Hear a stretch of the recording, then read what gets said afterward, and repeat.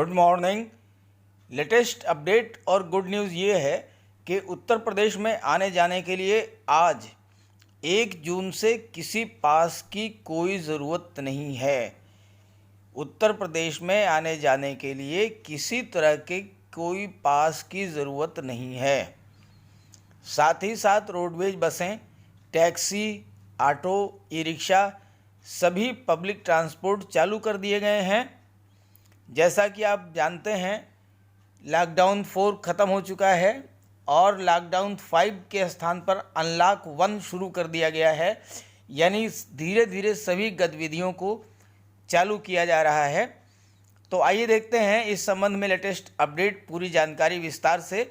लेकिन अगर आप मेरे चैनल पर पहली बार आए हैं तो प्लीज़ इसे सब्सक्राइब करके बेल आइकन प्रेस कर दीजिए और इस वीडियो को सभी अपने फ्रेंड्स को ज़्यादा से ज़्यादा शेयर कर दीजिए ताकि सभी को इसकी जानकारी हो जाए।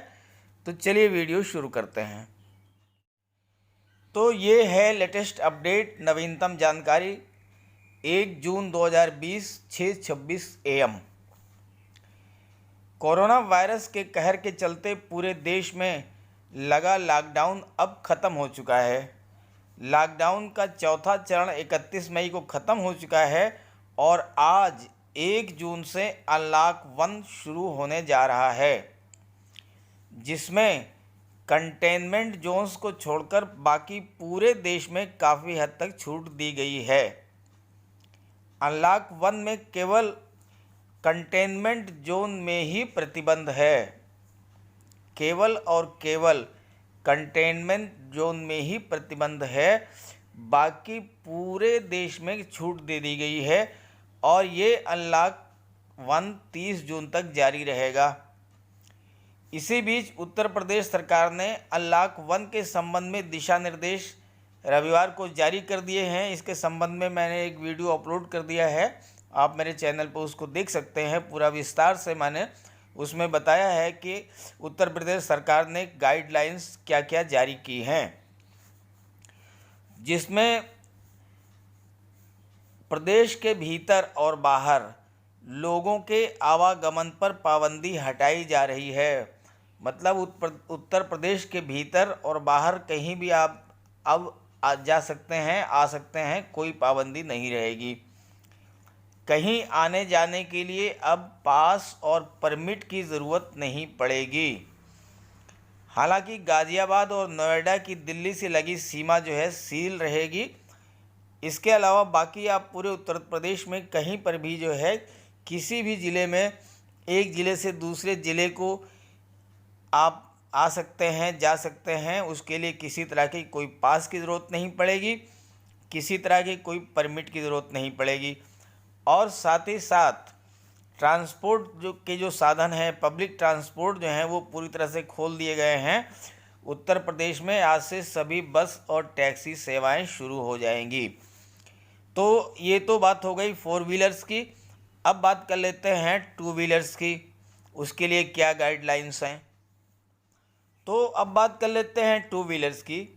बाइक है, स्कूटर है, स्कूटी है, तो उस पर यह है कि हेलमेट और मास्क ये ज़रूरी है। 2 पहिया वाहन पर हेलमेट और मास्क लगाकर 2 लोग बैठ सकेंगे। पहले ये प्रतिबंध था कि केवल एक ही व्यक्ति बैठ सकता है। अब जो है हेलमेट और मास्क लगा करके 2 लोग बैठ सकेंगे। सभी बाजार सुबह 9 बजे से रात 9 बजे तक खुलेंगे। मुख्य सचिव आर.के. तिवारी की ओर से जारी शासनादेश के अनुसार सैनिटाइजेशन व मास्क आदि से जुड़े नियमों का कड़ाई से पालन करना होगा।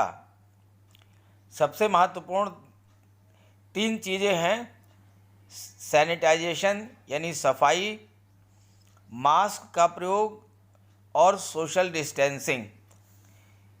और साथ साथ ये भी है कि दिशा निर्देशों का पालन नहीं करने पर कड़ा जुर्माना भी वसूला जाएगा। तो इसके बारे में भी मैंने एक वीडियो अपलोड किया है, आप देख लीजिए। उसमें मैंने बताया है कि किन किन नियमों को तोड़ने पर क्या क्या सज़ा मिल सकती है, क्या क्या दंड के प्रावधान हैं। इसका पूरा एक मैंने विस्तार से वीडियो अपलोड किया हुआ है, आप वहां से उसको देख सकते हैं। अब बात कर लेते हैं जो है स्कूल कॉलेज, क्योंकि बच्चों की शिक्षा भी बहुत महत्वपूर्ण है। तो स्कूल कॉलेज के बारे में क्या दिशा निर्देश हैं?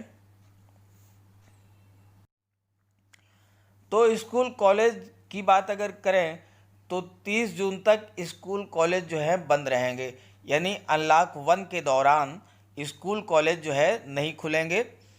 हाँ, धार्मिक स्थल, होटल, रेस्टोरेंट, शॉपिंग मॉल और अन्य अतिथि सत्कार सेवाएं ये 8 जून से खुलेंगी। उन पर अलग से दिशा निर्देश जारी होंगे, यानी धार्मिक स्थल, मंदिर, मस्जिद, गिरजाघर, गुरुद्वारा, होटल, रेस्टोरेंट, शॉपिंग मॉल, ये सभी जो हैं ये 8 जून से खुलेंगे। और उसके लिए 8 जून से पहले दिशा निर्देश अलग से जो है जारी होगा, अलग से गाइडलाइन जारी होगी कि किस तरह से इनको खोला जाएगा। जहाँ तक स्कूल कॉलेज, प्रशिक्षण संस्थान और कोचिंग सेंटर्स की बात करें तो ये जुलाई में खुलेंगे, और वो भी केंद्र का जैसा दिशा निर्देश होगा उसी दिशा निर्देश को पालन करते हुए उन्हीं गाइडलाइंस के आधार पर खोला जाएगा। तो एक नज़र डाल लेते हैं कि अनलॉक 1 के संबंध में योगी सरकार के प्रमुख निर्देश क्या हैं, गाइडलाइंस क्या हैं। उत्तर प्रदेश में बाकी सभी ज़िलों में तो ऑटो और टेम्पो पर कोई दिक्कत नहीं है, आज से चालू हो जाएंगे। केवल लखनऊ की बाध्यता है, तो लखनऊ में ऑटो और टेम्पो पर आज फैसला कर दिया जाएगा। लखनऊ में ऑटो और टेम्पो फिलहाल नहीं चलेंगे। सोमवार को जिलाधिकारी दोनों संगठनों के साथ बैठक करेंगे। ऑटो यूनियन और टेम्पो यूनियन के साथ जो है मीटिंग होगी। मीटिंग के बाद ही ये तय किया जाएगा कि ऑटो और टेम्पो जो है वो चलेंगे, और चलेंगे तो किस नियम के तहत चलेंगे। उसमें गाइडलाइन के अनुसार शहर में ऑटो और टेम्पो चलाने का फैसला किया जाएगा। ज़्यादा यात्री नहीं होंगे। टैक्सी है, कैब है, ई रिक्शा को निर्धारित यात्रियों की संख्या के साथ चलाने की अनुमति होगी। मंडी और सुपरमार्केट की बात अगर करें तो सुपरमार्केट खुलेंगे और मंडी का समय जो है वो निर्धारित कर दिया गया है। सुपरमार्केट खोलने की अनुमति होगी, लेकिन सोशल डिस्टेंसिंग और मास्क ये दोनों शर्तें जो है माननी पड़ेंगी। मुख्य सब्जी मंडी सुबह 4 बजे से 7 बजे तक खुलेगी। मुख्य सब्जी मंडी जो है वो सुबह 4 से 7 बजे तक खुलेगी, और फुटकर बिक्री जो है वो सुबह 6 बजे से 9 बजे तक होगी। तो ये मंडियों का भी समय जो है इसमें निर्धारित कर दिया गया है।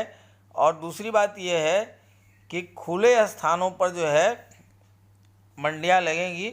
फल और सब्जी की जो मंडियां हैं वो खुले स्थानों पर सुबह 8 से शाम 8 बजे तक लगेंगी। मतलब जहां पर मुख्य सब्जी मंडी है, जहां पर थोक में ख़रीदारी होती है, वो 4 बजे से 7 बजे तक खुलेगी। और उसके बाद उसको थोक में खरीदने के बाद जो फुटकर विक्रेता हैं, जो खुले स्थानों पर सब्जी को बेचते हैं, तो वो फल और सब्जी की मंडियां सुबह 8 बजे से शाम 8 बजे तक लगेंगी। अब आइए बात कर लेते हैं सरकारी दफ्तरों की, क्योंकि सरकारी दफ्तर भी खुलना बहुत ही ज़रूरी है। उसके बगैर भी जनजीवन का कार्य जो है वो बाधित हो रहा है। तो सरकारी दफ्तरों के लिए क्या दिशा निर्देश दिए गए हैं ये भी देख लेते हैं।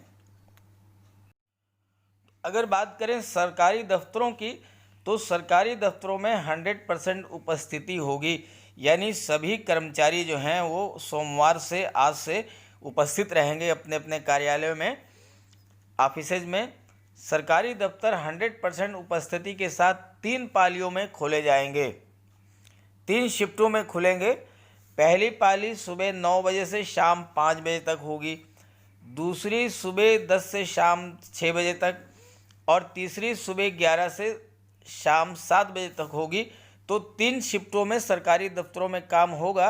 अब ये जो है अधिकारियों को डिसाइड करना है कि किस कर्मचारी को किस शिफ्ट में आना है, कितने बजे से कितने बजे आना है। शिफ्टों का टाइम तो डिसाइड कर दिया है कि पहली पाली 9 से 5 बजे तक, दूसरी 10 से 6 बजे तक और तीसरी सुबह 11 से शाम 7 बजे तक। लेकिन इसमें किस कर्मचारी को आना है, ये जो है संबंधित जो विभाग के अध्यक्ष हैं, संबंधित जो अधिकारी हैं, वो इस चीज़ को तय करेंगे कि किस कर्मचारी को आना है। और साथ ही साथ सोशल डिस्टेंसिंग और मास्क और सैनिटाइजेशन ये तो मस्ट है, इसके बगैर तो कोई काम होगा ही नहीं है। सरकारी दफ्तर में भी इनका अनुपालन 100% किया जाएगा। और ठीक ऐसे ही सचिवालय में, लखनऊ सचिवालय में सभी कर्मचारियों को आना ज़रूरी कर दिया है। 100% प्रेजेंस के साथ सभी कर्मचारी आएंगे। हाँ, नियम वही रहेगा कि 3 पालियों में आएंगे। तो ये थी आज की लेटेस्ट अपडेट। लगभग सारी चीज़ें मैंने इसमें कवर कर दिया है। अब आप इसे अपने सभी ग्रुप्स में फ्रेंड्स को शेयर कर दीजिए। आप जानते हैं कि नॉलेज इज़ पावर। ये जानकारी, ये वीडियो आप ज़्यादा से ज़्यादा लोगों तक शेयर करेंगे तो लोगों को जानकारी बढ़ेगी और उन्हें इसका लाभ मिलेगा। जब लोगों को नियमों की जानकारी रहेगी तभी वो जो है गलतियां नहीं करेंगे और फिर उन्हें कोई दिक्कत नहीं आएगी। तो इसलिए नियमों की जानकारी होना ज़रूरी है, अपडेट रहना ज़रूरी है। तो संकट की इस घड़ी में इस शुभ कार्य को तुरंत कर डालिए। और ये भी एक तरह की समाज सेवा है। अगर आपके एक वीडियो शेयर करने से किसी पीड़ित व्यक्ति को नई जानकारी मिलती है, उससे इसका लाभ मिलता है, तो ये आप द्वारा की गई समाज सेवा ही है। तो बिना किसी देरी के इस वीडियो को ज़्यादा से ज़्यादा लोगों तक शेयर कर दीजिए और मेरे चैनल को सब्सक्राइब करके बेल आइकन प्रेस कर दीजिए। Okay, thank you.